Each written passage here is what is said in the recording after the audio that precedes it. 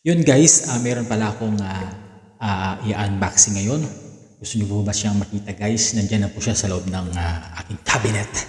Ito po yung isang laruan na kakaiba guys. Kunin. Gusto niyo ba makita? Ipakita ko sa inyo guys, okay? Wala siya. Op! Wait, nag-burn out pa. So, malas. Parang ayaw ko unboxing ng isang laruan guys para po may share ko sa inyo. Maghintay po tayo ng kuryente guys kasi nag-burn out pa. Sayang. Wait lang po tayo. Baka ilaw.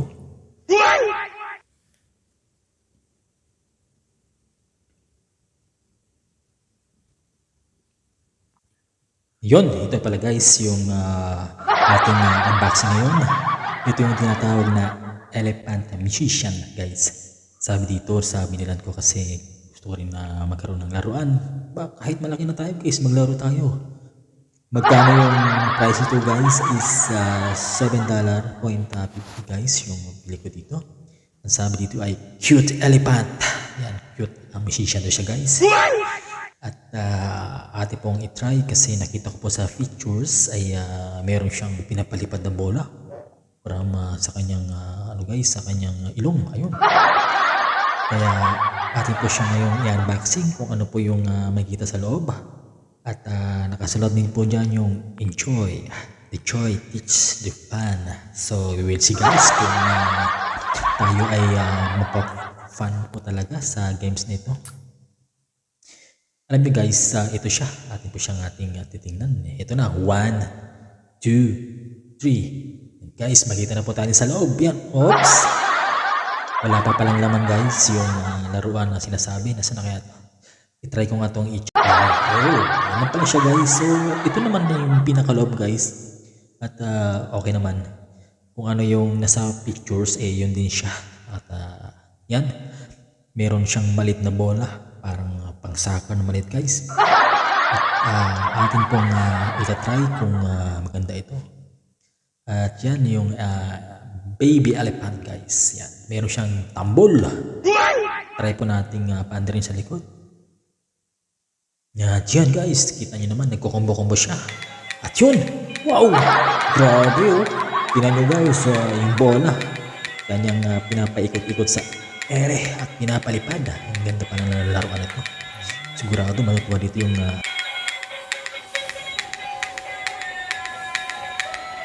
tingnan pre.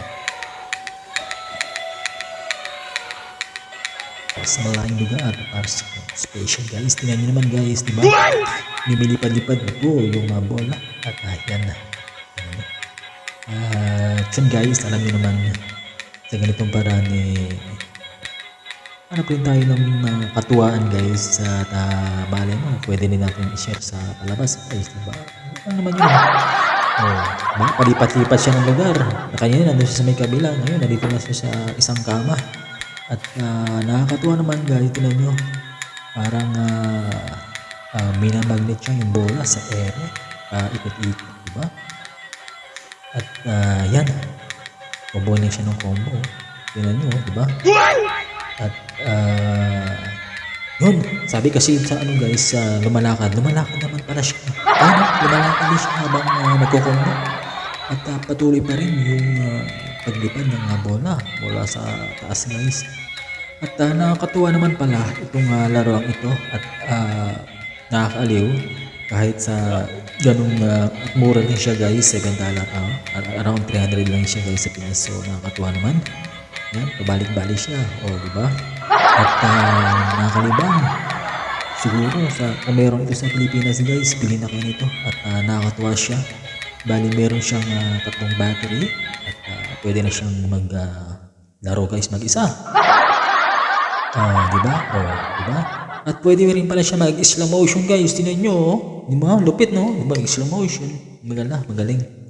At nakakatuwa yung games nito guys. Alam nyo guys, kung yung sa kapanahonan po namin yung kabataan guys, siyempre mahirap na po yung buhay noon. Wala po kaming laruan. Di tulad ng mga ganito. Mga laruan na po dati, mga syatong. Mga bao-bao guys dati yung laruan. At ngayon guys, sa ganitong paraan nakakatuwa naman.